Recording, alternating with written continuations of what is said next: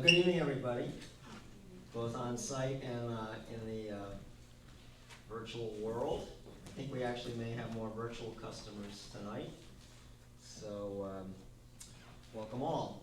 My name is Scott Wolf. I'm Executive Director of Grow Smart Rhode Island, one of the two sponsors of this workshop series on how to do smarter development on Aquidneck Island to maintain the beauty and soul and magic of this spot while still expanding economic opportunities and housing in places where that makes the most sense.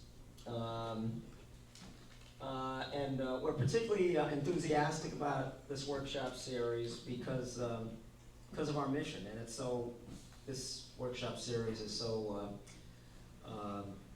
it reinforces our mission in many ways. Our mission is really to improve the design and the use of our land and our built environment to advance several key, lofty, and important objectives. Neighborhood revitalization throughout the state, environmental stewardship throughout the state, and expanded economic opportunities for all our residents. So that covers a lot of the turf in that mission. And we think that some of the paths to achieving these big objectives include expanding affordable transportation and housing choices for Rhode Islanders, sustaining and revitalizing our main streets, our downtowns, and our village centers, and last but not least, safeguarding our outstanding but fragile urban-rural balance. And that's a fragile and outstanding urban-rural balance that you folks on Aquidneck Island have probably more profoundly than any other small region in the state, with urban Newport and kind of suburban Middletown and somewhat rural Portsmouth all in this beautiful but small piece of real estate we call Aquidneck Island. Before we go further, I want to thank a number of organizations and individuals. First, the Van Buren Charitable Foundation, which is the financial sponsor for this workshop series. To AARP, American Association of Retired Persons. I now finally feel like I am really eligible to be an AARP, but they've been sending me solicitations for 20 years. But anyway, I want to thank them, not so much for the solicitations, but for being a generous supporter of all of our 2023 public outreach activity. Definitely a thanks to our great partner, Aquidneck Land Trust, for being resourceful and visionary in this and in last year's workshop series. To the Aquidneck Island municipalities, represented by a number of their talented staff here tonight, for your extensive engagement and input. And last but not least, to all of you for having the civic engagement and the community commitment that you're displaying by being here, and that I know is not displayed only by your being here, but by a lot of other things you will do in this beautiful part of America and Rhode Island. So now it's my pleasure to introduce, to me anyway, a new Aquidneck Island civic leader, maybe to some of you, a long-time civic leader, and that's Brian Gallagher, who's the interim executive director of Aquidneck Land Trust. ALT's been a great partner with us, savvy, resourceful, visionary, and the plan that you folks have done with Sasaki is really a wake-up call and part of the reason why we're doing this workshop series. So, Brian, the floor is yours, and thank you very much. Thank you. Thank you, Scott. Sure, take that from me. All right, well, good evening, everyone. It's great to be here, and those of you online as well. Thank you, Scott, and thank you to Grow Smart Rhode Island for your partnership, for all this planning over the years. My colleague Alex Truman, who's the Director of Conservation for the Aquidneck Land Trust, I'm really stepping in for him today. He's been presenting at the other panels, but we'll see if he set the bar high, but he is enjoying some time away today. So Also want to thank the Van Buren Charitable Foundation for not only their support of this workshop and the series of workshops, but also for their longstanding commitment to conservation on Aquidneck Island. I've been with the Aquidneck Land Trust as the interim executive director for the past, just not even 3 months, almost 3 months. So I just want to call out to the staff, the Aquidneck Island staff who are here. But also we have some board members, thank you. We've got Ed, Leah, and Sean there. We also have Nancy Parker-Wilson, our board chair, Tom Hockaday, and Conley Zanny, who is wearing her Fence Point community hat here, the engine behind the space we're in today, but also as vice chair of the Aquidneck Land Trust. So, I have really gotten to know the island over the past several months, and not just gotten to know the beautiful lands and the coastal areas, but also the incredibly smart and committed people who really are so committed to the future here. So glad to represent the Aquidneck Land Trust, which I think we have some members in the audience. Thank you for your support. Thank you for visiting our lands, visiting our trails, supporting us in many ways. For those of you who don't know, I would like to start with the mission, which is to preserve and steward Aquidneck Island's open spaces for the lasting benefit of the community, while connecting people with the land that defines the island's natural character. And there are really 3 components to this work: conservation, stewardship, and connection to nature. Over the past 3 decades, the Land Trust has conserved nearly 2,800 acres of protected land, all different types, across 96 properties, which includes 13 miles of trails, and these numbers continue to grow even as we speak. We practice best stewardship to manage the land effectively, make sure our conservation lands stay in conservation for future generations. And we get folks outside to enjoy the beautiful landscapes and the connection to nature, and really demonstrate the importance of wildlife, natural habitats, and the interconnectedness of all living things. Many of you may have heard that our latest conservation news was just announced a few weeks ago, and that is that as a result of the Land Trust's leadership and vision over the past several years, and with strong support from the town of Portsmouth, the town council unanimously approved a 10-year easement around the Glen Farm stables, which I know many of you enjoy. And this will be a 0.6 trail that connects to this Aquidneck Greenway Trail. So the news is just starting to get out there. We'll have more information on timing and all of that, but thank you very much.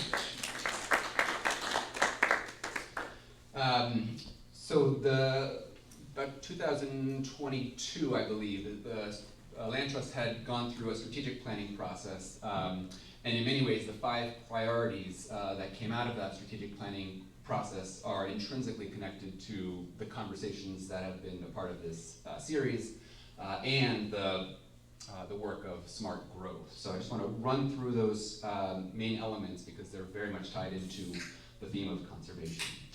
One is sound land use, which we know that we can accommodate economic growth and housing without compromising the ideals of open space preservation. And we want to be a part of encouraging innovative development in appropriate spaces. Second is connection to land. We all know that outdoors and access to outdoors is vital not only to our mental health, but also our physical health. And we really believe in promoting islanders' ability to access the lands, visit parks, connect with natural heritage. And the parks is one of the ways in which the Land Trust has been promoting this work. We protect open spaces that provide access to the community, and in fact, there are 19 parks across Middletown, Portsmouth, and Newport. And these are large parks, pocket parks, trails, recreational fields. It really runs the gamut. And of course, this includes the 10-mile Aquidneck Greenway Trail, which includes the Little Creek, and many of the areas that you're familiar with, Spruce Acres Farm, Oakland Forest. If you haven't enjoyed these, there are maps over on the table. Feel free to take one. check out the website for just the ability to actually go out and tomorrow find a property you haven't explored yet. The third is clean drinking water. We live on top of our fresh water supply, and we must do everything we can to ensure that it's safe and enjoyable and there for future generations. Fourth is sustainable agriculture. We know that farming is integral to the character of Aquidneck Island, as well as the economy. ALT has worked to conserve over 1,100 acres of farmland, which includes a lot of working farms, Christmas tree farms, hay farms, dairy, grass-fed cattle, Newport Vineyards, Aquidneck Farms, Thurston Farms, Escobars, many others. And we're not just working to preserve the farmland, but we are working to ensure that there's actually succession planning and that there's access to farms, but also fresh food, as well as ability to make farming viable for those who tend to those farms. And then finally, there is climate resilience. So living on the island, we already feel the impact of sea level rise and the importance of protecting our natural waters. So this requires proactive and resilient responses. So several years ago, as the partnership between the Land Trust and Grossmont, Rhode Island came together, there was the question of how can we really promote the work that we do and demonstrate the importance of partnerships here. As Scott mentioned, on the table over there, there's a one-page document that talks about the development that was done in 2019, which really showed two different scenarios. One was if the island were to continue to develop under the status quo, meaning that land would continue to develop without a lot of thought to conservation. And the other was around actually smart growth. What it shows was that we are actually able to conserve far more land under that smart growth development by actually proactive approaches. So this is important work. It's urgent. It demonstrates the urgency. If we do nothing over the next few years to plan, the island will continue to develop in a way that really does demonstrate the kind of the lack of forethought. And so these opportunities for us to come together demonstrate the need to move that work forward. So I want to thank, again, the Land Trust, staff, the team, the planning, and I'll pass this back over to Scott. Thank you so much.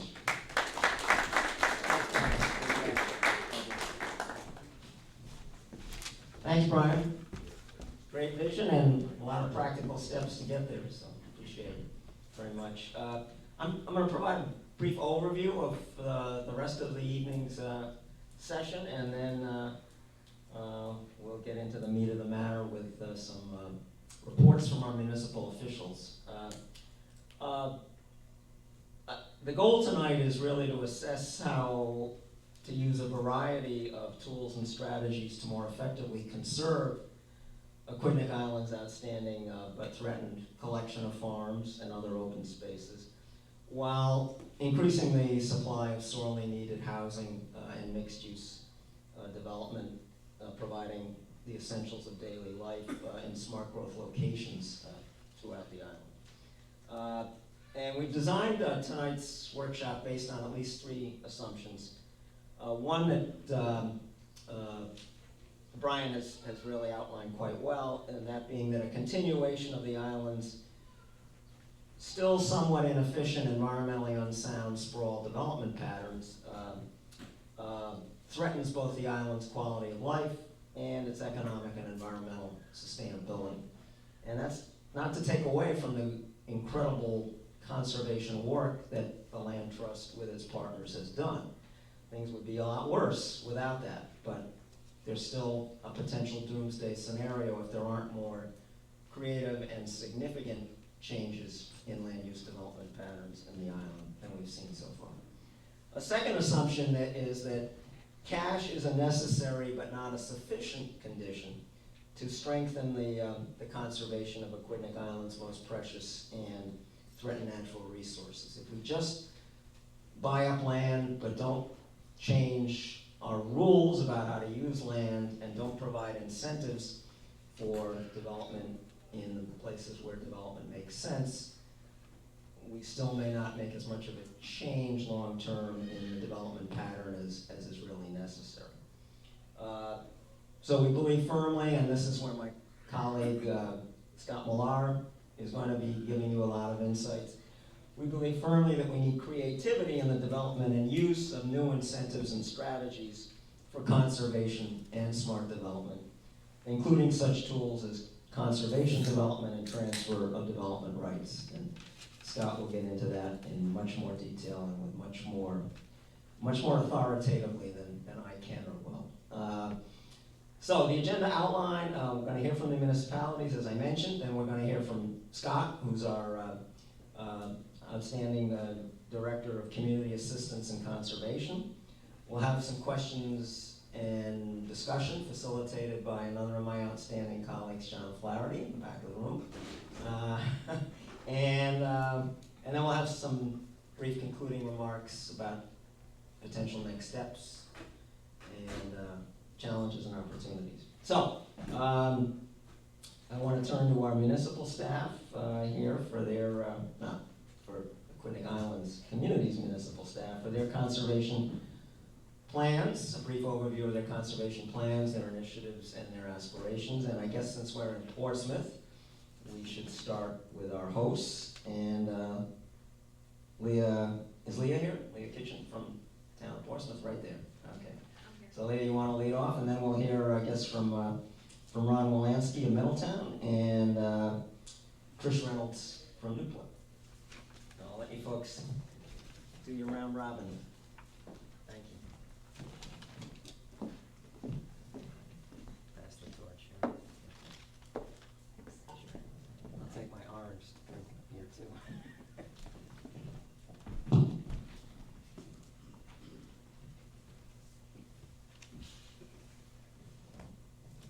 Good evening, everybody. Thanks for having us here. I'm Leah Hitchin. I'm the town planner here in Portsmouth.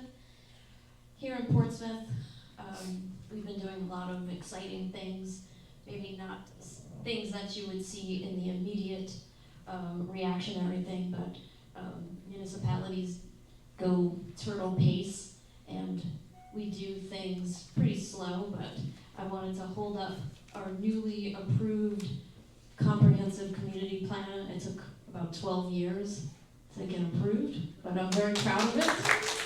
Yay.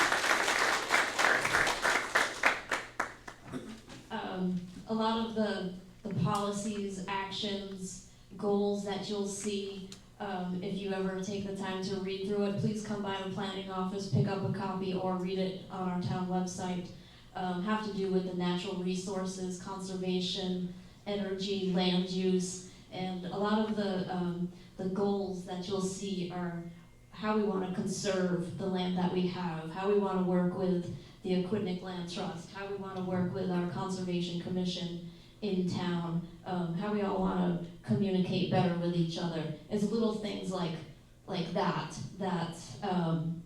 really are the small steps that get to the larger goals.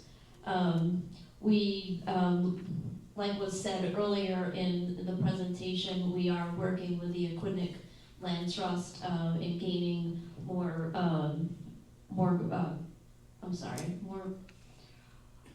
spaces and paths to connect to our other green spaces. We're doing that all the time, practically. We are dealing with the Aquidneck Land Trust on acquisitions of private property that just want to be, property owners want to give to the land trust in perpetuity for open space. We are also working with a consultant currently on updating our Parks and Rec master plan, which is currently under review and will be presented to our town council on July 10th, which really goes through every open space we have in town as an open space passive, as well as currently used as a sports recreation field, It really highlights every space that we have just out here in Common Fence Point, which is used all the time by our residents here. I would highly recommend you go through that and comment and look at just how many open spaces we have. It really is eye-opening, just to think. You think like, oh, soccer fields, basketball courts. It's really more than that. It is the CRMC right-of-ways that we have here. It is just phenomenal that I get to be the town planner in this beautiful coastal community here. But I wanted to go back quickly to the comprehensive plan, and I really suggest that you take a look through it, because we're always looking for volunteers to sit on these commissions and boards that we have, and we're just always short-staffed of volunteers, and I just ask that you maybe step up and volunteer on a committee like the Conservation Commission or the Recreation Commission or the Zoning Board, because those are the places and activities that we really need your help with, and getting people to step up and help out. It really does help our town staff a lot in getting somebody to apply for a grant for open space, or it's those little things that could go the extra mile in getting your neighbor to help out and see the value of an opportunity that maybe others don't see. So I've talked about our comprehensive community plan with a natural resources element that really does go into a lot about the protection plans, the programs, the policies, the conservation programs, stormwater management that we've talked about in other workshops that we've all participated in. The zoning ordinance that ours in Portsmouth really needs to be updated on, and that's what we will be doing in the near future with a consultant. We're going to burn it and start over. I don't know if anybody... That may deserve some applause, right? Yes. If anybody's been following local bills up at the House and Senate, specifically House Bill 6061 sub A, a lot of our subdivision regs are going to be flipped upside down, where how we do different subdivision regulations in town.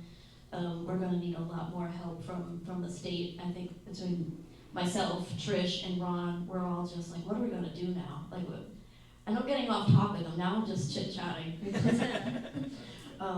This is really going to revolutionize how we have been approving plans and land development regulations.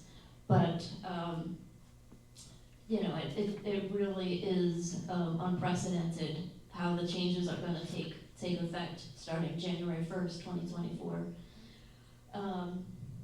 We also have Portsmouth, Middletown, and Newport have really been working a lot as a regional team, more or less, in terms of stormwater resilience. We have been working a lot with Rhode Island Infrastructure Bank, as well as SNEP, in dealing with these stormwater problems as a team, more or less, to fix the problems that we have, and we really appreciate the team that we have created. It has brought in more money for us. It has resolved many of the problems we have, and I think I speak for Trish and Ron in how we have tackled these problems, and we appreciate the financial and monetary funds we have gained from that.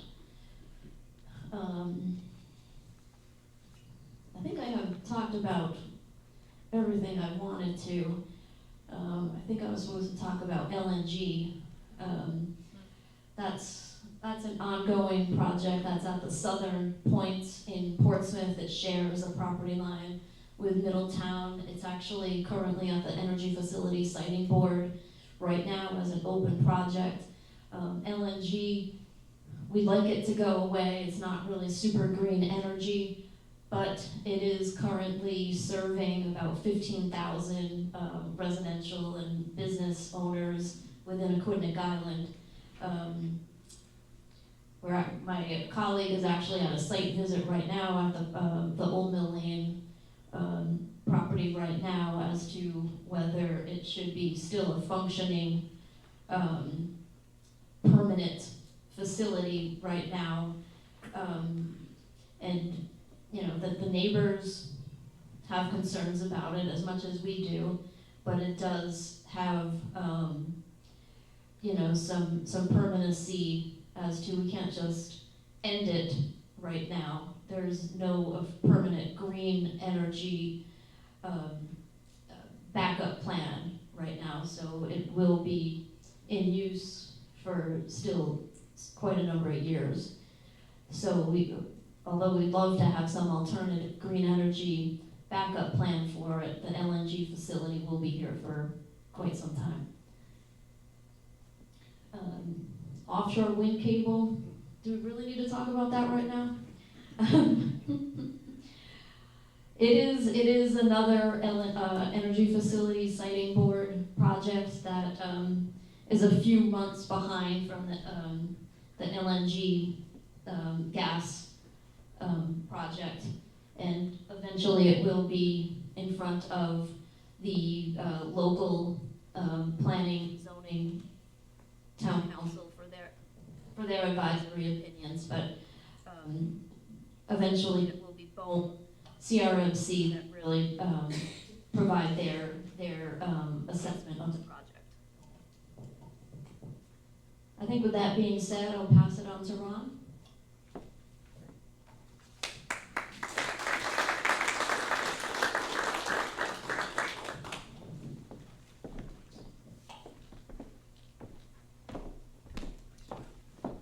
Hello everyone, I'm Ron Wolanski, I'm the town planner in Middletown. And just to start off, I'll echo some of what Leah said, particularly on the regional resilience work that we've been doing. We really have to also give credit to Paige Mayat, who is our regional resilience coordinator, who is funded through the Rhode Island Infrastructure Bank. She's been great at organizing a regional effort and looking at resilience and looking at projects across town boundaries and ways that we can work together. So that's really exciting. We don't always see towns working together, and it's good to see that happening, particularly on such an important issue. I'll also just, I guess, jump in a little bit on our work with ALT in the past. The town of Middletown has been partnering with ALT over the years, certainly as long as I've been in Middletown, but long before that as well. We partnered on conservation of many properties. Just a couple of the larger properties I'll mention. The Valley Park property behind the Shaws on East Main Road.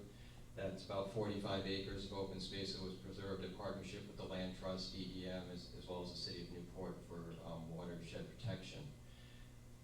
Other larger properties, the Boulevard Farm and Tibbetts Farm properties on East Main Road, totaling about 60 acres. Trails go through those properties, and we're continuing to look at other opportunities. There have been other smaller acquisitions and efforts that the town has partnered with the Land Trust on, and we're also looking at some properties going into the future, larger properties, agricultural properties that we'd like to try to preserve. So that work is ongoing. I was asked to talk a little bit about the town's adoption of conservation development, and I know Scott Millar will get into this in a lot more detail in a little bit, but the town did adopt conservation development within its zoning ordinance back in 2008. That ordinance, and it's been amended since then a couple of times, so as it stands today, any development of 3 acres or more is required to submit a conservation development plan, as well as a conventional development plan.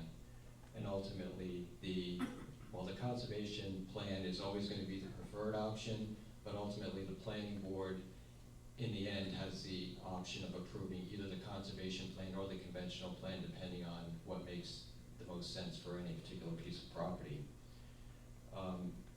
So essentially, conservation development means that a property owner or developer is allowed to subdivide a piece of property, get the same number of units or development lots that they would under zoning requirements, the underlying zoning. However, a portion of the property would be conserved as open space. In exchange for that, the minimum lot sizes are reduced.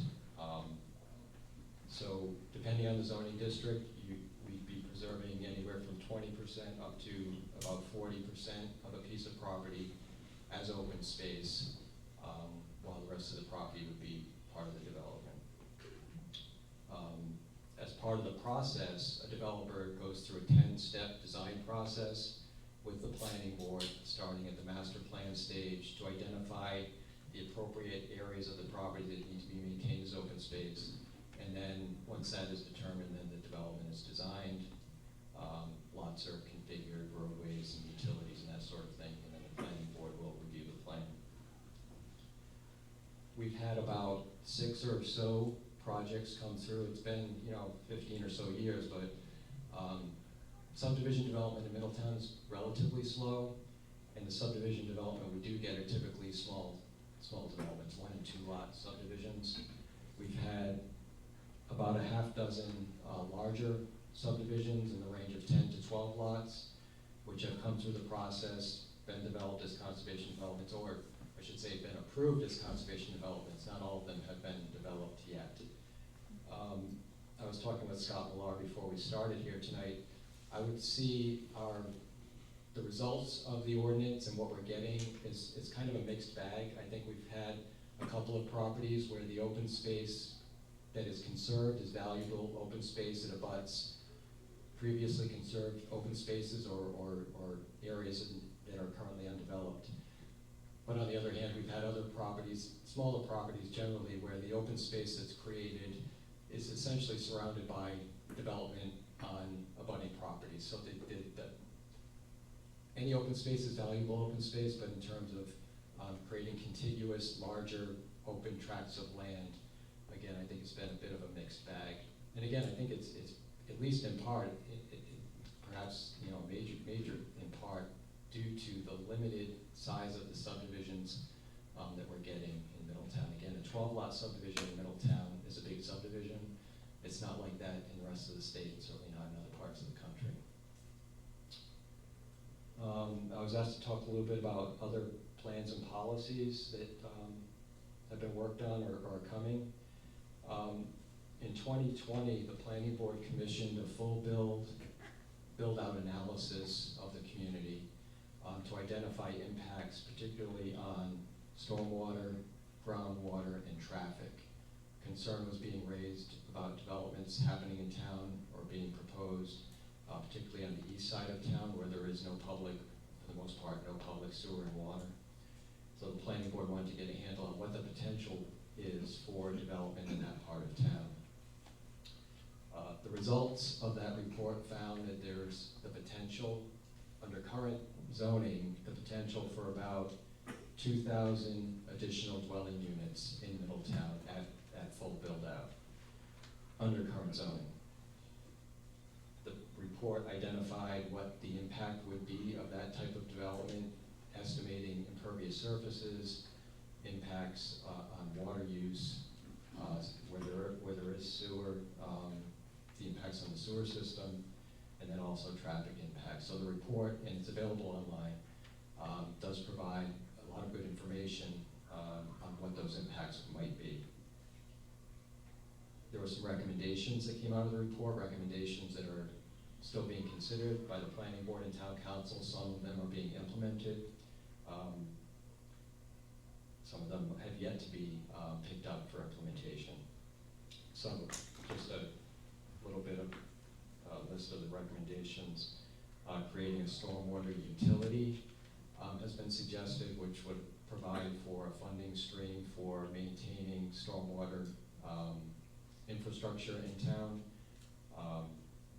wastewater management district, which I know exists in Portsmouth, is being recommended as a way to encourage property owners to maintain and improve on-site septic systems. The town will be looking shortly at a fertilizer and pesticide management ordinance, which would limit the ability to use pesticides and fertilizers in residential situations. Not prohibit it, but ensure that it's done in accordance with best management practices. And then a bigger, I guess, lift will be, as a result of the build-out study, the planning board reevaluating zoning on a broader scale. Because of some of the impacts that were identified in the report on the east side of town, there was discussion that the board might wish to look at reducing density, development density in those parts of town that do not have public sewer and water. That's something that will be picked up as the town moves towards the drafting of its next comprehensive community plan. Great job in Portsmouth getting theirs done. We're just getting started now on our next plan. Our current plan, which was adopted by the town in 2014, approved by the state in 2015, will be reaching the end of its life in 2025. We have asked the town council to establish a committee, a comprehensive plan update committee that will be planning board representatives and representatives from all other appropriate committees in town to assist with the drafting of our next comprehensive plan. So I expect that some of the information, some of the recommendations that I just mentioned will be discussed. The zoning will certainly be discussed. As Leah said, we've got a whole raft of legislation that's coming through the legislature this year that we will be having to deal with over the next several months, depending on what actually gets adopted. So there's a lot more to come. For the folks in Middletown, I encourage you to get involved as we start ramping up the drafting of the comp plan. That comp plan committee will start meeting as soon as it's seated by the town council, which is happening really soon now. So those meetings will be posted, open to the public, and appreciate any input we can get from members of the public. So that's all I have.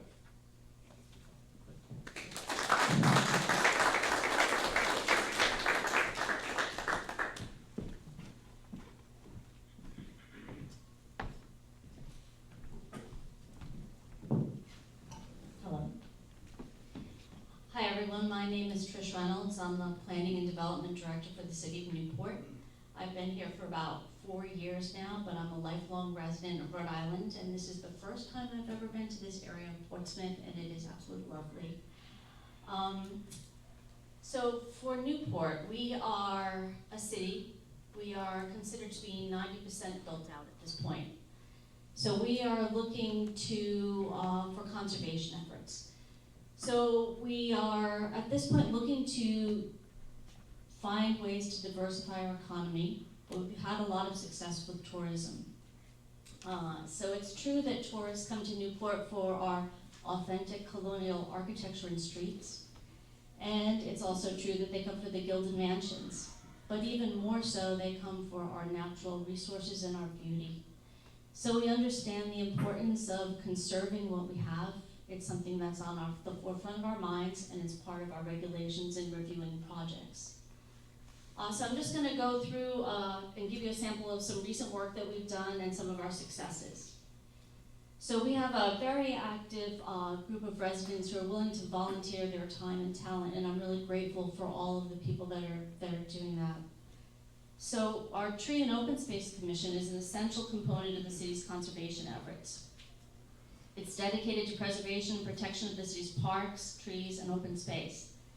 The commission is made up of 9 dedicated members and 1 city staff person, our superintendent of, and this is a big title, Forest, Parks, and Open Spaces.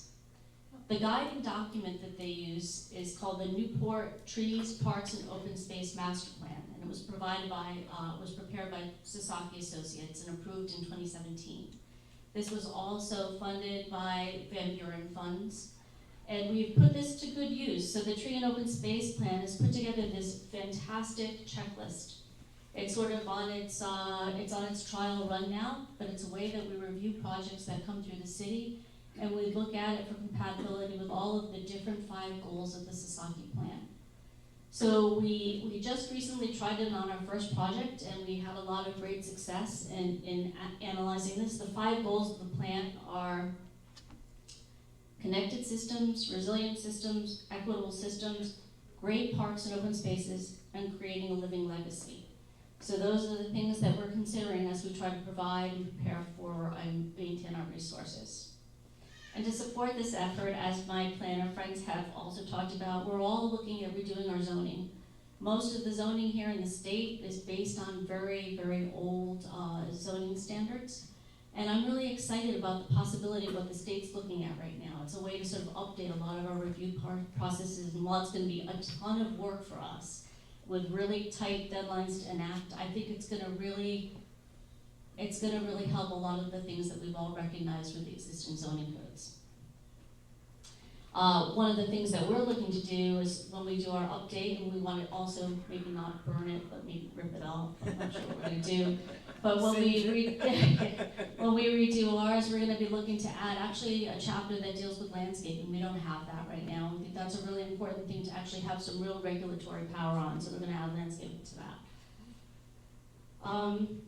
One of the other things I'm really proud of, the city is participating together with 6 other Rhode Island communities in a community choice electricity aggregation program. It's a lot to say. We've worked together with these communities and with our consultant, Good Energy, to provide residents an option to select an energy supplier that provides a higher percentage of renewable energy than mandated by the state. Because this is a combined effort, we're also able to do this at a cost saving for our residents. So participants in Newport, they're getting more renewably sourced energy for a rate that's less than the standard last resort service, which is what happens if you don't select a provider, you're put in last resort service. So people in Newport that are participating are getting not only cheaper rates, but they're getting more renewable energy in their supply. This idea was first proposed by another great commission that we have, the Energy and Environment Commission. And they are really instrumental in bringing to the forefront a lot of these sort of innovative ideas on how to deal with things.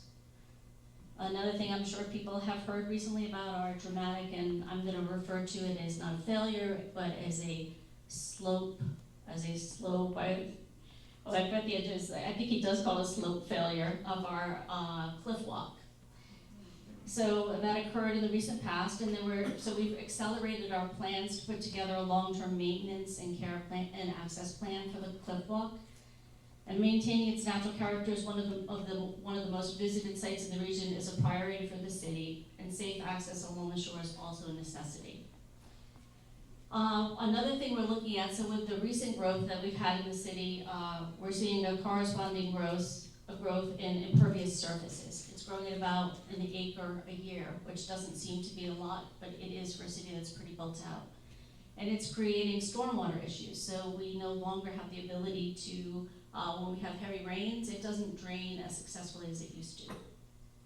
So to help reverse this trend of increasing impervious surfaces, we're working on 2 action grants with funding from the Rhode Island Infrastructure Bank.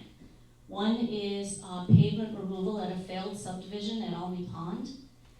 It was something that a developer put a road in for houses that were never built, and it abuts Almy Pond. And we're looking to remove that pavement from that area. So right now we're waiting for CRMC approval, and once that's approved, we'll be doing that. And Almy Pond is one of the most impaired water bodies in the state, and it's gonna help with natural drainage to the pond and cleaning up some of that area. We're doing another similar project at Pine Street at the Driftway. We're going to remove pavement that heads down to the public access right away, and hopefully have improving the water quality as it heads to Narragansett Bay. We're also applying for another grant opportunity to look at ideas for restoring the Elizabeth Brook in its watershed. So the Elizabeth Brook is a water body that is in the north end of the city, and it runs from I'm gonna be a Rhode Islander, it's gonna run from the old highlight site, the casino, whatever people wanna call it. From just above that, down underground, it gets culverted, and then it comes out again at the bay, but it travels around in this sort of tortured and culverted way. So we're right now looking to get some grant funding to actually determine how this could successfully get from the top of the hill down to the bay in a manner that would be an amenity for the area, and it would help with resiliency for storms and for the people living in the area. We also recently rezoned the North End commercial area to support blue economy development. This zoning fully integrates protection of the city's natural resources into the development process and includes resiliency and equity as part of the plan's goals. One of the things that we're looking at too is providing renewable energy in that section, and anytime a developer comes in, we're going to be talking to them about options for how we can put in different types of power for their facilities.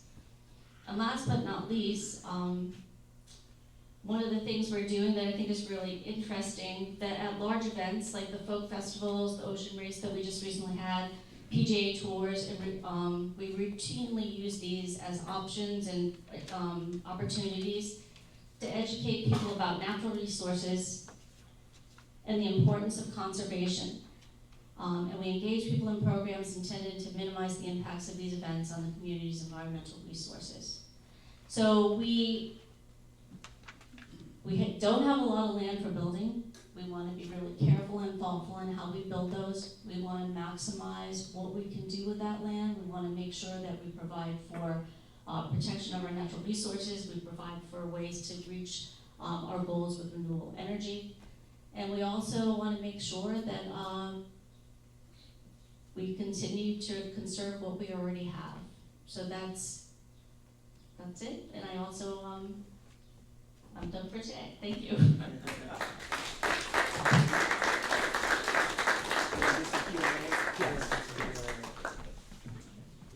Hi everyone, my name is John Flaherty. I'm on the team at Grossmart, and we've got a little bit of time for some questions based on what we've just heard from each of the towns. And also we can take some questions from those of you at home. I think that Conley's going to be monitoring anything that comes in over the internet. So does anybody have any questions? Yes. Hi, Melissa Welch, Middletown Conservation Commission. One question for all three municipalities. Has there been any discussion together about introducing composting? A number of us on the island do commercial composting, and it's something that if we all work together on it, maybe we could find some economies of scale. So I wondered if there's been any discussion about that.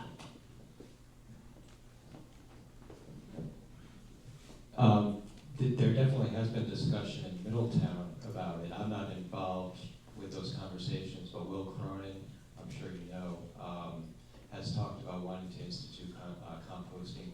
I don't know if he's been talking with the other towns.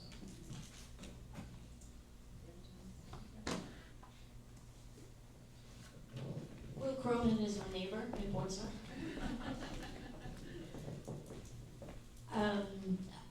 I'd have to say I've been in Portsmouth for a year now, and although composting hasn't necessarily come up in a conversation, the transfer station and trash in general has come up on almost every town council docket. I think if I were to raise the issue, I think a lot of residents would be interested in the discussion. I'd be happy to raise it with Will being a Portsmouth resident. I would definitely broach him on the topic as well as town council members.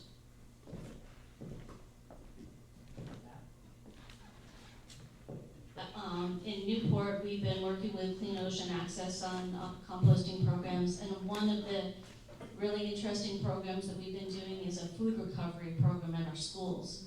So we're teaching children as they finish with their food how to kind of sort that and take care of it. That was really active before the pandemic. It got a little bit derailed, but we're looking to bring that back in place. But I think it's a really good effort to teach kids early on about recycling food and how composting food and how important that can be, and actually the good results that they can have once they put some in their garden. So it's very interesting. Any other questions?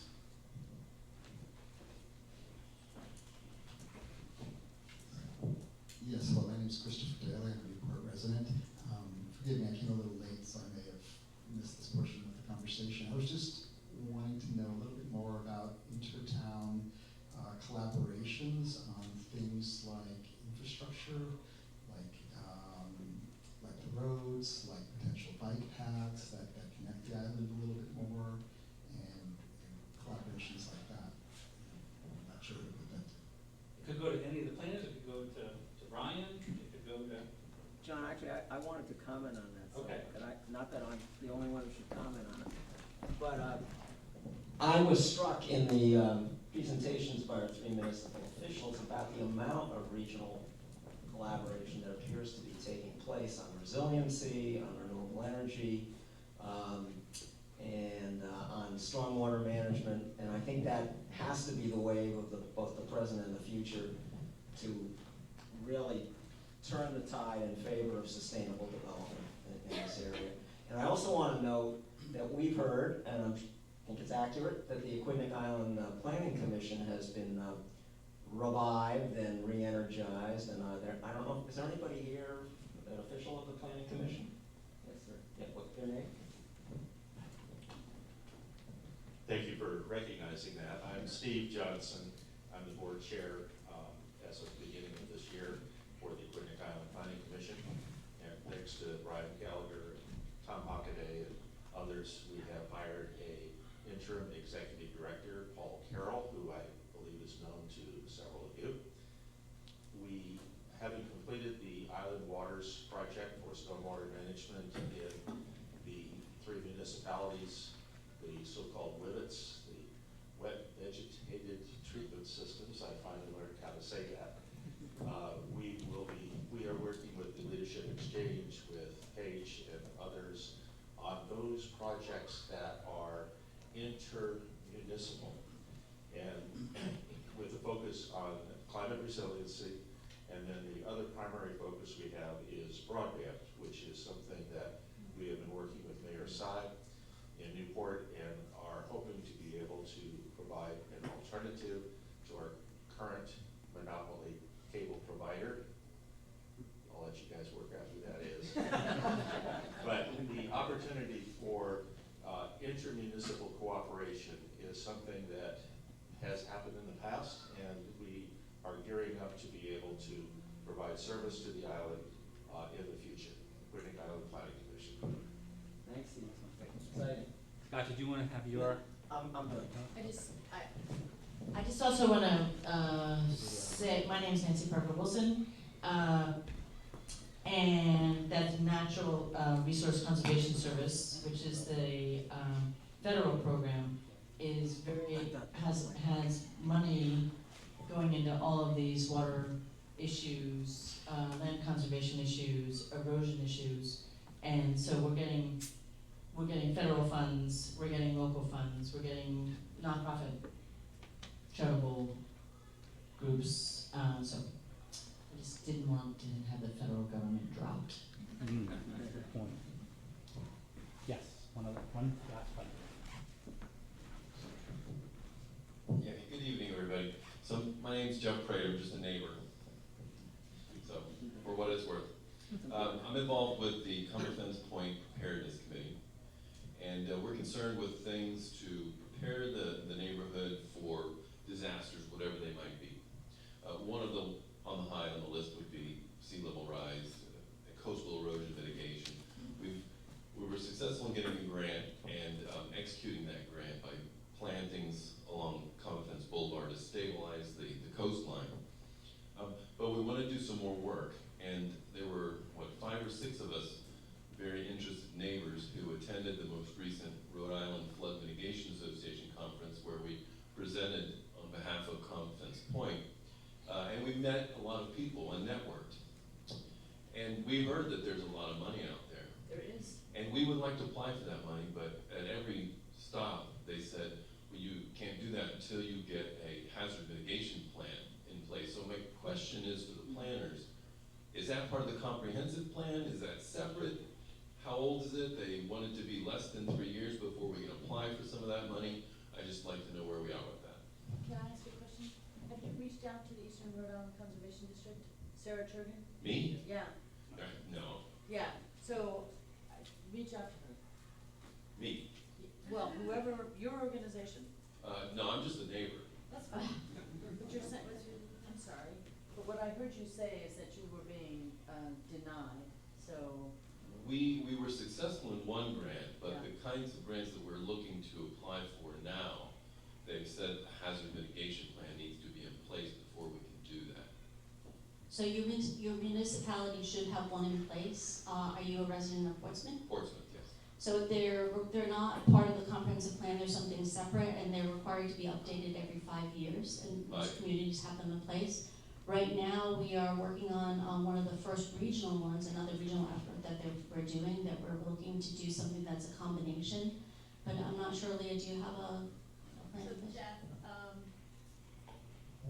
We currently have an in-place hazard mitigation plan that expires this coming January.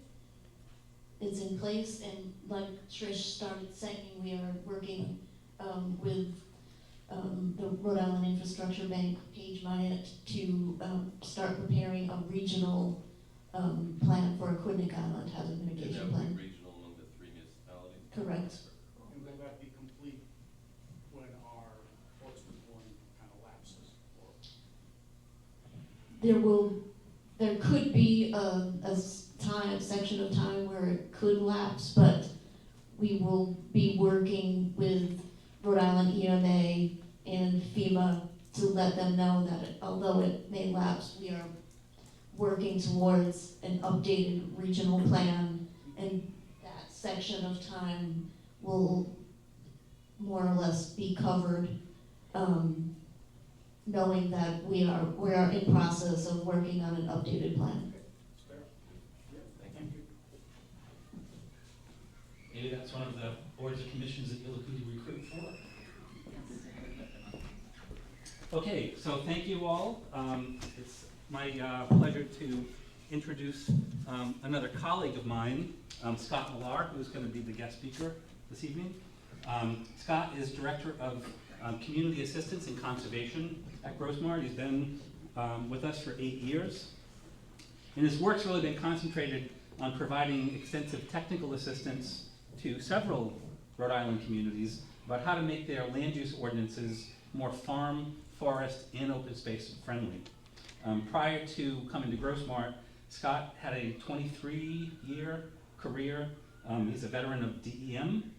And then 12 years before that, he worked at the State Division of Planning, so he knows his way around the bureaucracy of various state agencies. At DEM, he served as the Administrator of Sustainable Watersheds, and he spearheaded the development of smart growth guidance manuals and training programs on topics such as village growth, farm and forest conservation, conservation development, low impact development, and transfer of development rights. He also has 25 years of background working at the local level in municipal government on a number of boards. He's currently the chair of the Exeter Planning Board. So Scott, take it away. Thank you, John.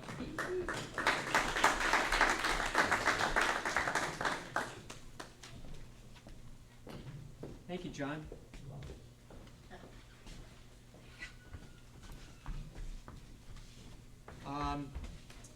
I've been involved with this for a really long time, and my interest in conservation and using land use techniques. Is that working? I'm not sure that, you might want to try the other one. Because the folks at home won't be able to hear you unless you're. Can you hear me now? No.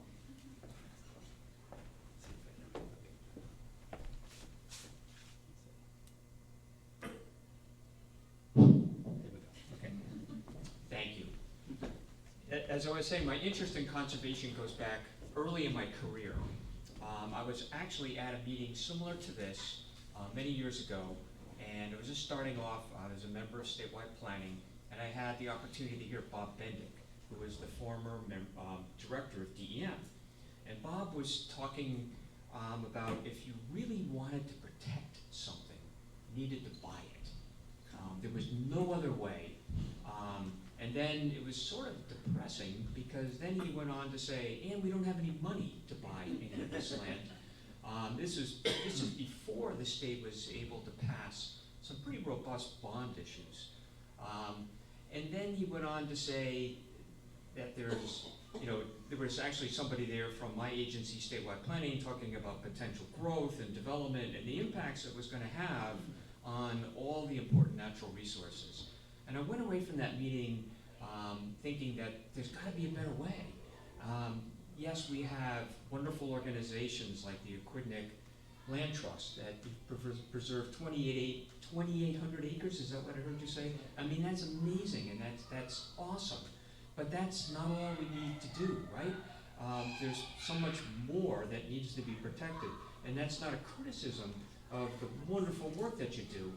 But there are other important resources that we're never going to be able to afford to buy. So I started looking at techniques with some of my colleagues about what are some other options that towns can use to try to accommodate development, because the goal isn't to stop it.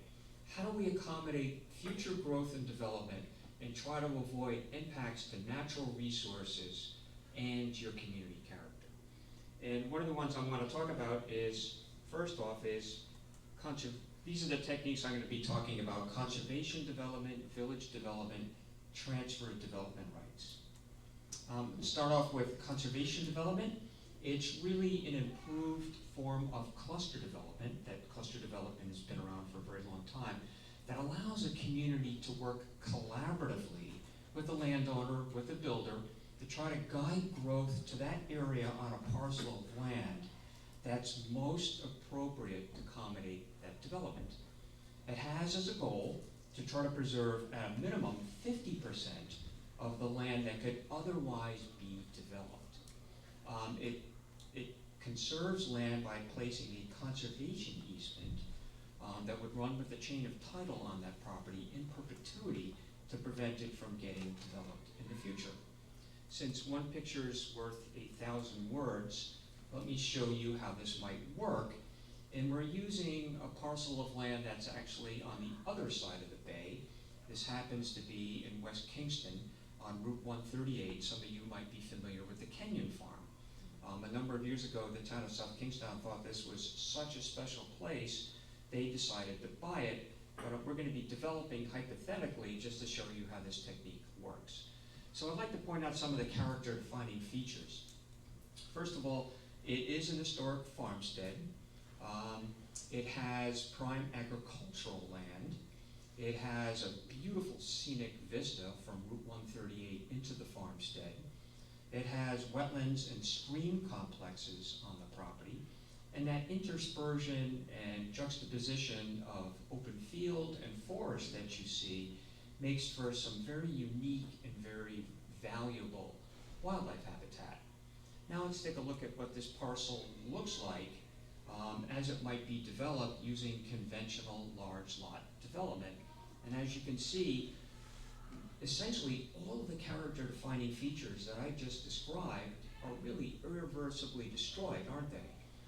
There's really nothing left other than these cookie-cutter subdivision lots that are sort of randomly placed on the landscape as a function of whatever the zoning lot size and road frontage might be. There's no consideration of the landscape that's there at all. And we tend to blame the development community for this, don't we? But I think a key point that I want to make here tonight, development itself is really not the problem. That's not the enemy. Instead, it's the way that towns were, in many cases, requiring development is really the issue. Because what you're going to see with more flexibility and use of creative techniques such as conservation development, you can accommodate the same number of lots that we have on this parcel and protect what's most important to protect on that land. Here's an example of conservation development. Again, it's the same number of house lots that you saw in the previous slide. Only now we're using a 10-step design process that Ron Wolonsky alluded to that guides decides the development on that parcel in the most appropriate area. Again, the rest of that gets protected in perpetuity with a conservation easement. And this is just showing you a compare and a contrast. The one on your left is showing you a conventional 9-lot subdivision. The one on your right is showing you 9 lots built as a conservation development. You can see the dramatic difference. So let's talk about the economic advantages. First of all, what's in it for the municipality? Well, you can preserve land without buying it. And I don't think I have to tell anybody here, it's really expensive to buy land. I can't imagine that the land trust has the funds by themselves without working with a lot of partnerships to buy any piece of land. It's just that expensive. And it can dramatically reduce town service costs by having shorter and narrower roads. I was just looking at my town budget, preparing for our financial town meeting. Exeter is still one of the towns that has a financial town meeting. We all file into the gymnasium, and we go line by line and vote yes or no.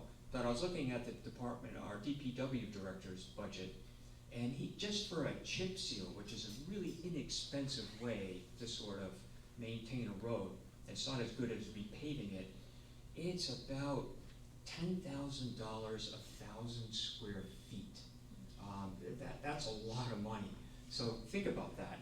So the less road that you're requiring, you're saving a lot of money in the operation and maintenance. So let's look at what's in it for the landowner. What do they get out of this? Well, developers can save about 40% on their construction costs. That's pretty significant. If Rhode Island's trying to make housing more affordable, if you can reduce your construction costs by 40%, that's a big deal. Lots sell faster, and there was a study done in Rhode Island a number of years ago where they compared and contrast homes in a conservation development versus comparably sized units in a standard conservation, in a standard subdivision. The conservation development, house lots, had a value about 17% greater than what the conventional did. And that's been backed up by the National Association of Realtors, who's looked at this nationwide, and they've come up with numbers between 20 and 29% increase in value. So there's clearly something in it for the developer as well. Let's talk about some environmental advantages. There's a really long list. It can preserve vegetative buffers along wetlands, streams, ponds to protect water quality. Frankly, without those buffers, you can pretty much rest assured that water quality will eventually be impaired without those buffers. It reduces stormwater runoff by cutting down on pervious surfaces like streets and driveways. Again, the more you can reduce impervious surfaces, the less issues you're going to have with stormwater runoff. That becomes a greater issue as the rain events become more intense, more prolonged. Flooding is going to become the new normal. The more we can reduce impervious surfaces, the better. It's also a good way to protect critical habitat and travel corridors for wildlife, and it can reduce fragmentation of forest blocks and other habitats. Conservation development also helps meet the requirements for low-impact development and the DEM stormwater permit. When I was at DEM, this is one of the things I worked on, frankly, towns would have a very difficult time fully complying with low-impact development if they don't adopt conservation development, because the number one priority in low-impact development is try to minimize, try to avoid disturbance to pre-existing hydrology. The best way you do that is try to preserve as much open space and limit the amount of area that you're disturbing. Conservation does that. Conservation development does that extremely well. It also tries to guide development away from wetlands and surface waters. And this is a good example that came into DM when I was still working there. This is showing you a conventional subdivision. The blue on this illustration showing wetlands. If this had been approved as is, it would have had very significant impacts to wetlands. You can see proposed road crossings. There's 24 lots that have their lot lines extend into the wetland. And what happens is, once this subdivision gets approved, the developer certainly knows and understands, and DEM has very effective regulations, we can keep development from building and encroaching upon the wetland. But what we can't prevent is future homeowners, future landowners who buy these parcels, lose sight of where the wetland boundary is, and they extend their lawns, their backyards, outbuildings, soccer fields, you name it, it's been built in these areas. And it's virtually impossible for DEM to enforce that. One of the things we encourage towns to do with conservation development is get those lot lines out of the wetlands. So here's showing you that, again, same number of house lots that was in the previous slide. Now we're reducing those lot sizes to about a ½ acre instead of 3 acres. And as you can see, now none of the lot lines extend into the wetlands. Now let's take a quick look at a comparison. The conventional subdivision had 24 house lots that were going to be impacting wetlands. We know that by past experience, those wetland functions and values were going to get impaired over time. Versus the conservation development, 0. The average lot size was reduced from 3 acres to a ½ acre. And the street length, look at the street length difference. We're reducing the amount of street by over a mile of pavement. That's a mile of pavement the builder doesn't have to build. That goes a long way in reducing his construction costs, which is good. But that's also a mile of pavement the town doesn't have to own, operate, and maintain over time. Going back to that comment I made about looking at the cost of just chip sealing, 1,000 feet was $10,000 bucks. So the more you can reduce that pavement, the more your town's going to save money. Look at the open space difference. There's a negligible amount of open space in a conventional subdivision versus 82% of that site could be protected in perpetuity. That's just a dramatic difference.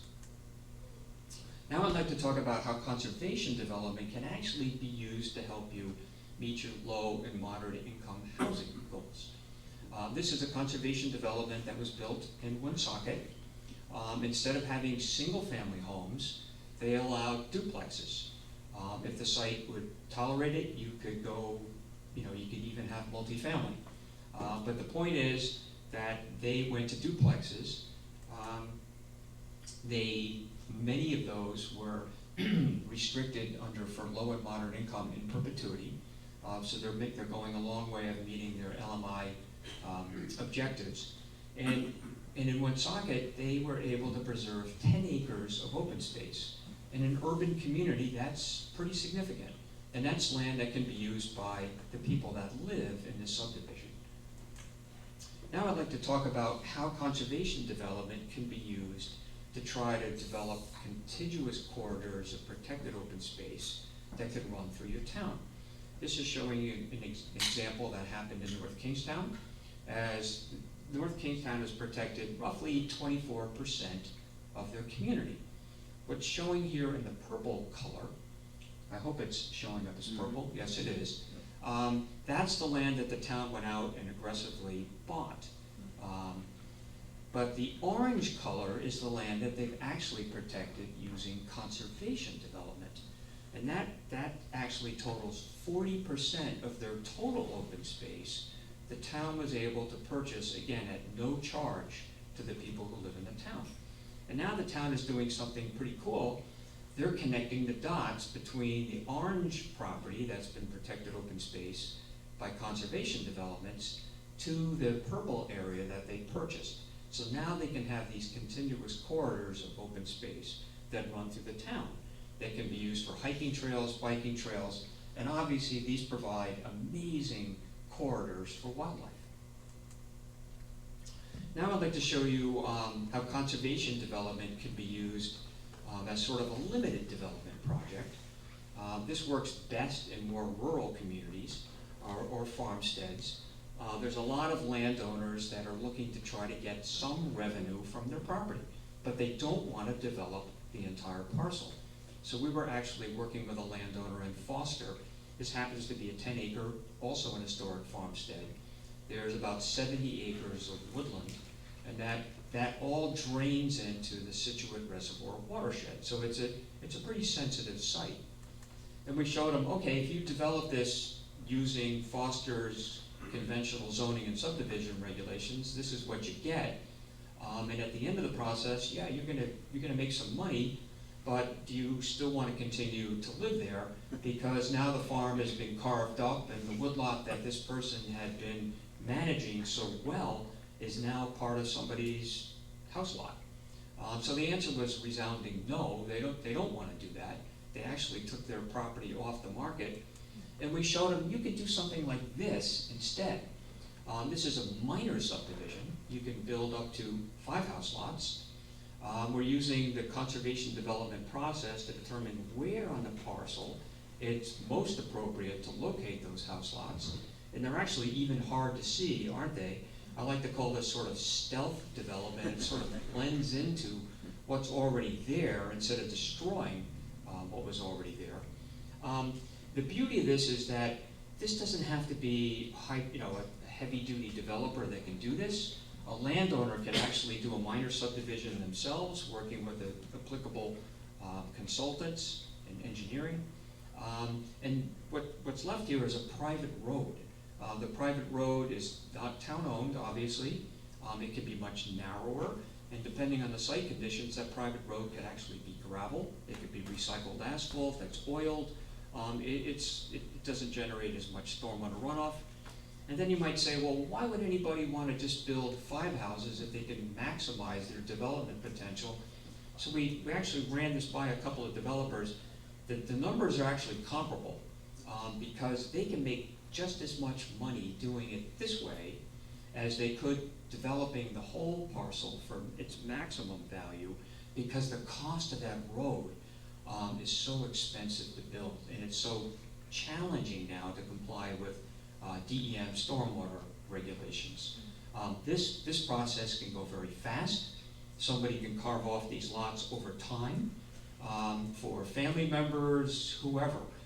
It's a good way for people to generate some revenue from the property that they need, and still, and remember, the remainder of this parcel, which is about 70 acres, remains like this in perpetuity. So it's a good way to preserve large parcels of land that can continue to be managed. I'm just going to walk you through real quickly we talked about the 10-step design process that conservation development uses. I'm not going to walk you through all these steps. That would be a much longer presentation. But all of this is integrated into the community's land development and subdivision regulations. Many of these steps happen concurrently, and this technique has been around for almost 20 years, and it seems to work extremely well.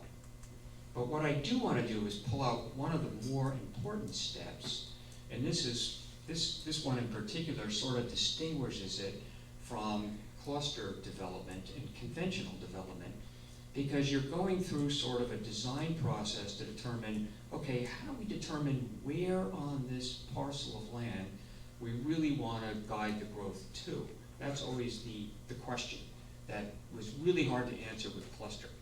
So what we did is, if those of you familiar with Ian McHarg, I guess I'm dating myself, he did this incredible, wrote an incredible book called Design with Nature back in the 60s, but it's still relevant today. And so what he did is he put a number of overlays together, maps, and showing people where, as you overlay different maps, you can see certain things begin to pop out. So we're taking Ian McHarg's approach, we're updating it and using readily available Rhode Island Geographic Information System data, and we're indicating on this plan in red where are the areas that we can't build. They have severe constraints. They're wetlands, they're hydric soils, there might be rock outcrops. And we're color coding those red so everyone can clearly see them. Then we're finding areas that are partial constraints. There might be seasonal high water tables, it might be a steep slope. You can build there, but if you possibly can, you want to keep development out of those areas so people don't have water in their basements, their driveways aren't going to frost heave during the winter. These are just not areas you want to build on, even though you legally can. The next area we want to map is the green area. Those are the areas that the town, again, working collaboratively with the landowner, with the developer, has determined these are areas we'd like to set aside, if we can, to try to protect in perpetuity.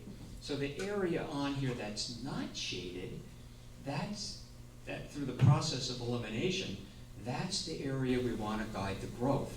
That's the area that's going to have the least impact to natural resources and your community character.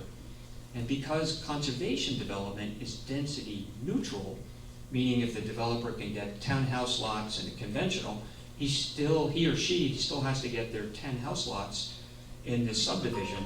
So if they don't fit in that area that's unshaded, then you have to begin to push it into the green, but never into the red, because those are the areas that have constraints. So this is just quickly talking about the status of conservation development in Rhode Island. There's been 18 communities, and as Ron mentioned, they adopted it back in 2008. So they get a big gold star. We'd love to see Portsmouth adopt it. We have worked with the planning staff there in the past, certainly not Leah, but they just didn't think it was in their best interest to do at the time. But we'd love to work with them to see if we can move that forward.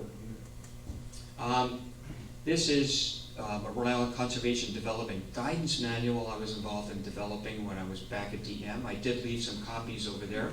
They're actually rare, they're all out of print. And if you get me to sign it afterwards, it might be worth 25 cents in the flea market at some point in time. Now I'd like to talk a little bit about the transfer of development rights. And just a real simple definition of that is that the town would determine where they want more growth and development, where do they want more density. And then the town could also look at where would they like to protect. So what they're simply doing is they're trying to set up a receiving area in the area that they want more density. And that could be an existing village, it might be an existing commercial strip where you want to encourage more residential growth. It could be a brand new growth center. And then the developer could build at densities greater than what the underlying zoning district might allow if they buy the development rights and transfer them into the receiving area. Historically, this technique has not worked in Rhode Island. So I'm very curious about this. This has been on my radar for many, many years. I worked with some consultants before I left DEM to find out why. How do we make this work? And the big issue is you have to have a demand for density. The only way, and Rhode Island certainly does right now, frankly, the only way we're going to solve the housing crisis is by building more housing with density. There's just no other way to do it. So we certainly have a demand for housing, we certainly have a demand for density, and we have to have reasonable receiving areas. And a lot of towns have already programmed for that in their comprehensive plans. They've made it very clear they'd like to see more density in certain areas. So we think the timing is right to make this work. So here's just showing you quickly how this would work. If the town thought that they wanted to preserve the site on my left, that developer would have to buy the development rights, transfer them into an area to get bonus density. That's how that works. As a planning board member, as a resident of Exeter, we looked at this technique. We didn't have an area that was suitable for density. We don't have a village. So we thought about perhaps we could create one. So we went through a very lengthy process. We looked at this for about 4 years, and we showed people in the town, you know, do we want to look like this? And everyone said, no, of course not. We don't want to look like that. That's a hideous development pattern. And we were able to document that actually costs us a lot more money to provide services to development like that. Or we could create a new village and transfer some of the development from adjacent farms and forests to create something that might look like this. The town resoundingly said, yes, we want to do this, we don't want to grow the conventional way. So we established this probably, 7 or 8 years ago. We haven't been able to, I have to be honest, we haven't been able to get it to work because we don't have the infrastructure in place to support this kind of density yet. We have a site in town that could have access to water. It was actually the only site in town. And a solar developer one landowner decided to sell out to a solar developer instead, which sort of hurt one of the areas that was a prime location to support this kind of development. But it can work with the necessary supporting infrastructure. Now just to talk about the economics of this. This is showing you something from South County Commons, and this data is probably about 10 years old now. But when South Kingstown allowed this, they were under a lot of criticism from town residents that this was a new village that was created, from those of you who may not be familiar. At the time, they had 54,000 square feet of office, 70,000 square feet of retail, and 460 units of residential. So the town manager wanted to know, I want to know what the net of that development is to the town. What is it contributing, if anything? The good news is, as of probably 10 years ago, it was contributing $1.3 million. That was the net, not the gross. So it shows that these can be very attractive economically for towns to pursue. To assist towns to do this, when I was at DM, we did develop a guidance manual to show you what is necessary to get TDR off the ground, what are some options that Rhode Island communities can use. We have specific case studies, and we have ordinance models. We did the same thing with village guidance. Creating a new village is hard. I know, because I've been involved in the process. It's very hard, but it's possible, because what we did is we walked through and we showed illustrative examples where towns have made this work. How did they do it? How do you develop consensus? And there's ordinance models in there. So there's a lot of information. That's still available on DEM's website. I will stop there and entertain any questions that you might have.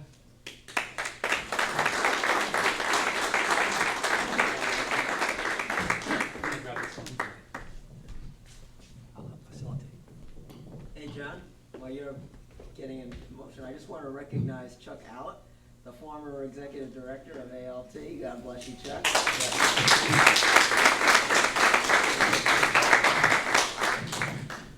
Scott, when you do the importance of resource assessment on a piece of property, I'm just curious, how do you balance the importance of the conservation values of the agricultural land with the forest lands?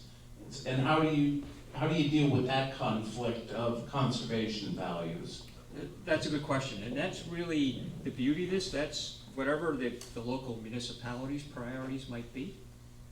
So that's a decision that your planning board, and again, working with public input, can make. And we hope that process will continue, because I think that the more public input you have into this, these decisions, the better. I know, Scott, when you listed the names of the communities that have conservation development on the books, I remember years back, many communities resisted it being mandatory and wanted it optional. Has there been any movement one way or the other over the years? That's a good question. Some towns have made it mandatory, some have made it optional, and it really depends on your community. In my community, we initially started off by saying we wanted it mandatory. We got a lot of pushback. The perception was that smaller lots were not going to be as valuable as larger lots. We could show them all the data in the world, we could show them all the studies, they did not believe it. So we said, you know what, let's just make it optional. You can choose what you want to do.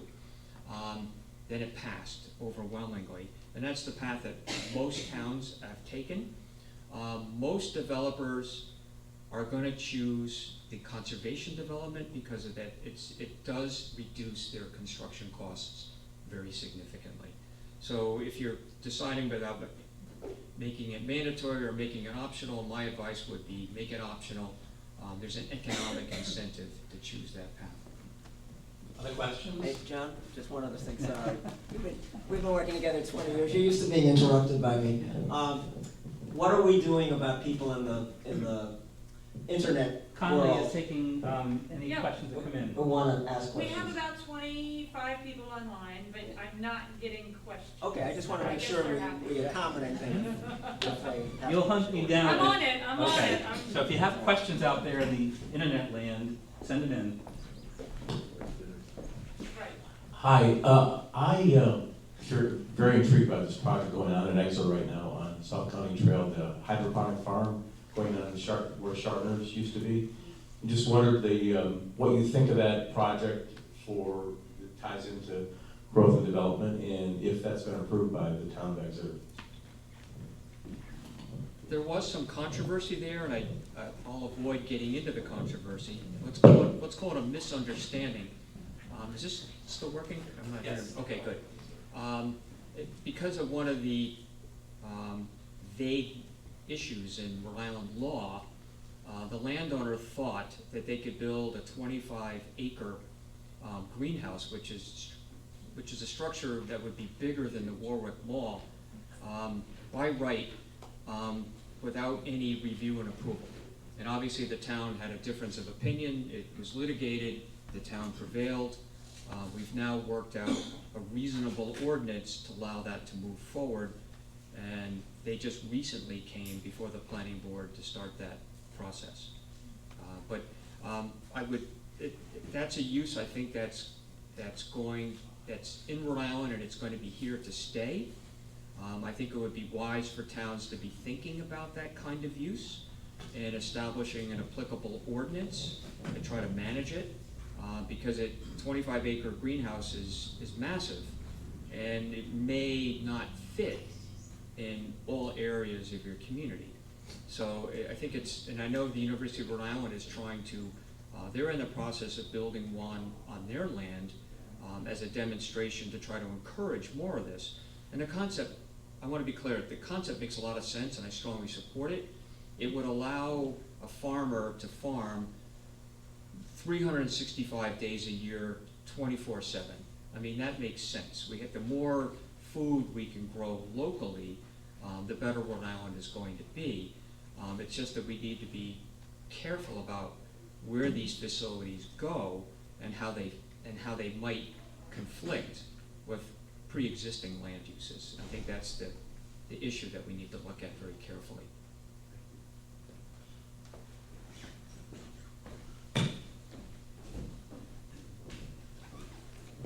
Thank you. I might be not understanding, but when you have a large piece of property and you decide to develop it and develop just small parts of it, and then you sell those pieces of property, who owns the rest? So you put it into conservation, and are land trusts therefore taking care of it? Is the town taking care of all that other land?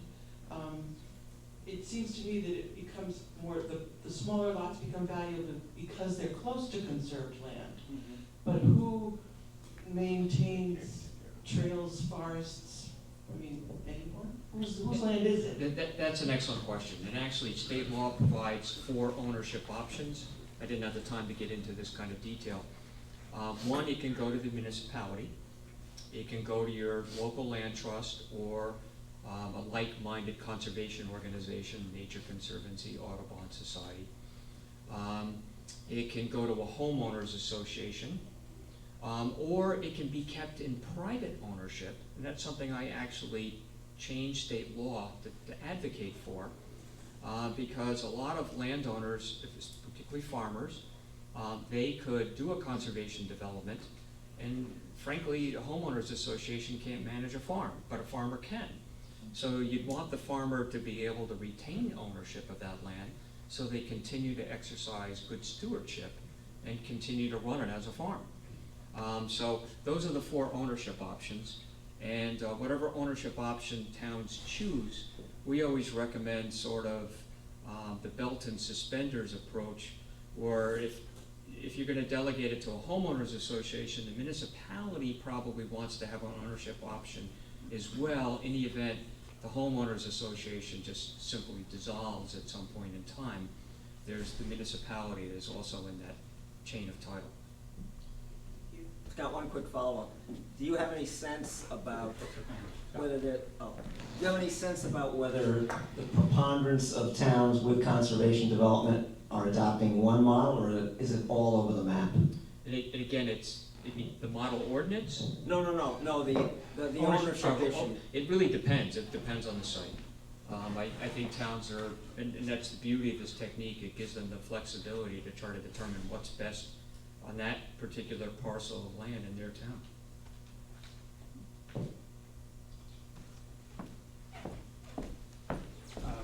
When we look at that list of towns that have adopted this model, what would you say are the attributes or characteristics that led them to be on that yes list as opposed to any resistance that others might be experiencing? Is there a common themes or traits that you see? I think that towns felt that they were beginning to lose a lot of their community character.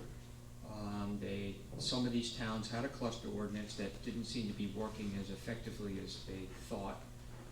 So they were looking to try to do something different. And it's been pretty widely accepted in those 18 towns.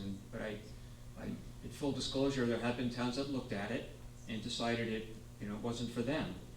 They kept whatever they were doing, and typically they had an existing cluster ordinance and they just sort of stayed with that and more or less modified it to take on some of these characteristics, but not all.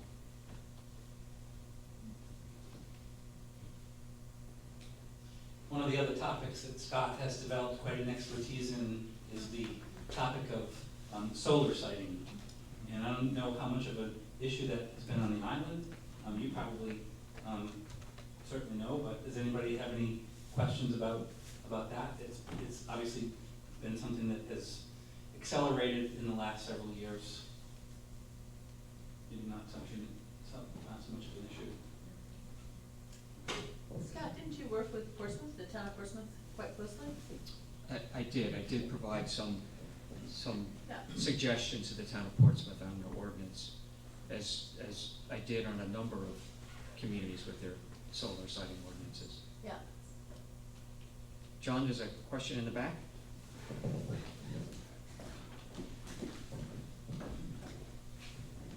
Yeah, hi, I'm locating solar developments. Have you looked into combined usage? I was just up in Maine, and I saw that they were doing some studies on developing agriculture under the solar panels, blueberry farms and things like that. Rhode Island does allow that, and there have been some examples. One of the issues, though, that Rhode Island has had with that is out of the state fire marshal's office. They're very concerned about having flammable material between the rows of the panels. And my understanding that hasn't really been worked out yet. But some farmers are more or less doing it anyway. Massachusetts has they actually offer economic incentives to farmers to farm that way, but there's a catch. The farmer actually has to elevate the solar panels so equipment can get under it, and they don't provide as much shade. And the farmer actually has to sort of demonstrate that the productivity of the agricultural soil is not going to decrease with the solar panels on it, because you don't want to take good farmland out of food production. So I really like the Massachusetts approach. It provides incentives, but there's guardrails to prevent somebody from just taking the best farmland and totally developing it as solar and growing, crops that aren't really that meaningful between the rows. I think that's a good approach. so many competing interests in such a small area as the small estate. What do folks think about the idea of, when we talk about transfer of development rights, typically it happens within a single municipality, but there's opportunities for that to cross municipal boundaries. I don't know, Scott, do you have any thoughts on that for a place like Aquidneck Island, or whether that's been something that's been discussed at the local level? That's a good point, John. Most of the better transfer of development rights programs have happened where they have county government. And obviously, we don't have that here. But that's something that Aquidneck Island could do. If you found an area where you thought it was most appropriate to accommodate some more development, it could be that you could do some trade-offs and have development go from, say, a middle town into perhaps the north end of Newport, just as an example. I mean, that's certainly a possibility. More complicated, but it's certainly a possibility. And while we're on the topic of TDR, I wanted to talk about that. Exeter has adopted it, North Kingstown has adopted it, but we do it in sort of a different way. The traditional TDR is the developer has to negotiate with a landowner to buy the development rights and physically transfer them. Having worked at DEM for many years and seeing how long land transfers take, I didn't think most developers don't have the patience to go through a very lengthy negotiation process with landowners. And frankly, some landowners may not trust developers, so it's not a good situation. So in Exeter, we decided to do something like this, that to accelerate development and not hold up developers, we would allow them to have more density if they were willing to put money into a fund that would go to our local land trust so they could buy land elsewhere, because they were probably the best entity to negotiate with local landowners than a developer was.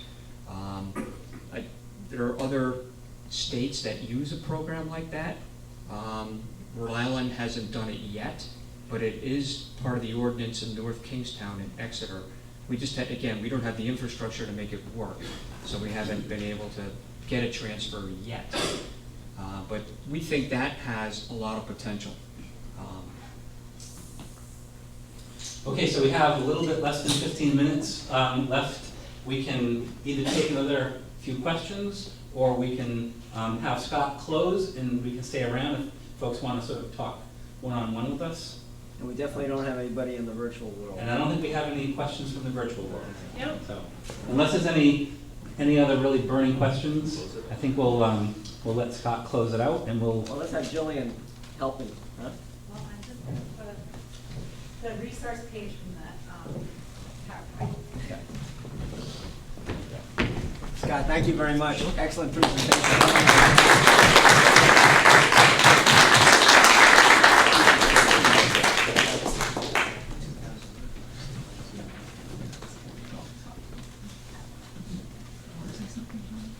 Well, I want to, before you leave the stage, I want you to be a totally unsung heroine.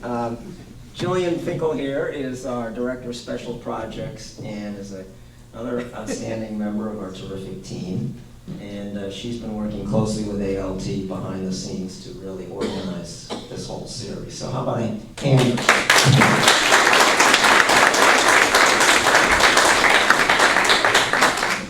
So before I get into a few concluding remarks, I just want to make sure you folks have a little more awareness of something several of us have alluded to, and that is that there are going to be probably some very significant changes in land use, in infrastructure investments, in incentives for transit-oriented development that are going to be enacted in the next couple weeks by the General Assembly and presumably signed into law by the governor.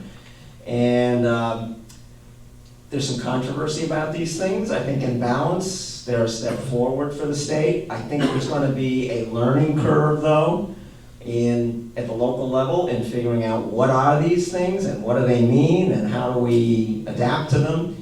And I think that's where the Land Trust and Grow Smart Rhode Island and other entities can continue to work with all of you folks to make this transition as smooth and as positive as possible. So I guess that is one next step I would envision for this, this whole enterprise. I also want to make you aware that on June 22nd, in 2 weeks from tonight, Grow Smart's having its standalone Smart Growth Awards program at the RISD Auditorium in downtown Providence.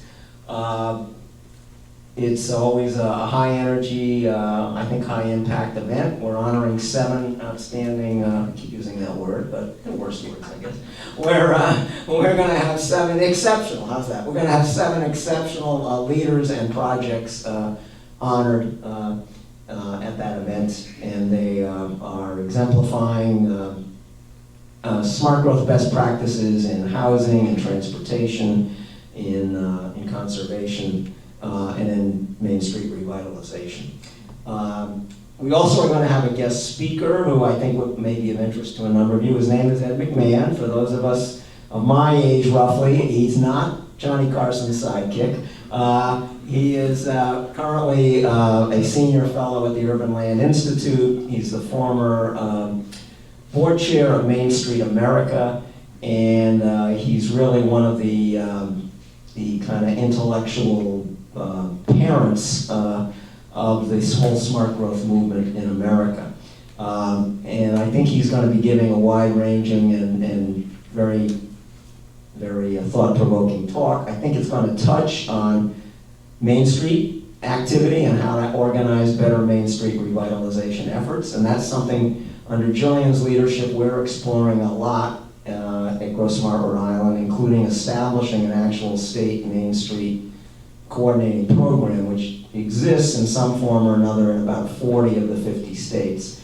And we have been working with a national group called Main Street America to develop kind of a planning framework for this kind of enterprise. And one of the things that may pass in this session of the General Assembly is an opportunity potentially for some state funding for that initiative. So stay tuned on that. But in any event, I hope you folks will take a look on our website at the opportunity to register and attend our awards program. John, are there any details on that logistically you want to add? 5:30, actually 5:15 to 7:45. We're going to have start with an outdoor reception right along the river. A lot of networking, fun, inspiration. Hope you can join us. Great. The recording that I believe was successfully done, or maybe is still in progress, we will email it to all of you, both virtual and in-person attendees. And Jillian, I see a note here about a survey. We're going to be sending out a survey to all attendees to give us your candid feedback on what was good, what was not so good, what we can do better. And as far as engaging more with us at Grow Smart Rhode Island, there's a number of ways to do it. We have like everybody seems to have, an updated website, but when we think it's pretty good. So check us out on our website, where we're doing more social media. We have a YouTube channel where you can find additional resources, and you can sign up for our email list to get periodic updates from us on what we think is going right and what we think could be going better in the state. Jillian, John, Scott, anything else you folks want to add? The Brain Trust here? We're going to be here. Yeah, so we'll be here, and thank you all, and thank ALT and Van Buren and all of you and the municipal officials collectively. I think we're moving the ball forward and hopefully giving you some tools and ideas and resources to accelerate the positive steps that need to be done to preserve the beauty and soul of this place and expand economic opportunity at the same time. So, onward, thank you.